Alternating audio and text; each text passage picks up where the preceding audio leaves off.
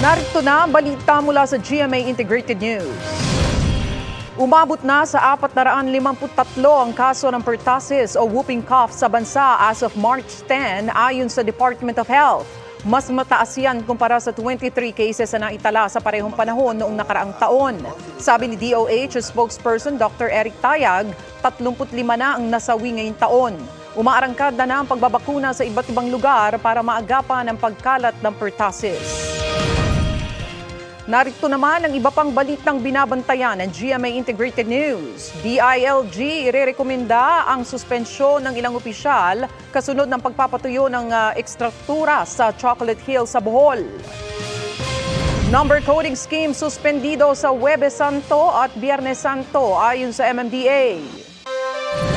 At sa 24 oras, ang latest sa mga pangunahing terminal, pantalan at paliparan ngayong Lunes Santo.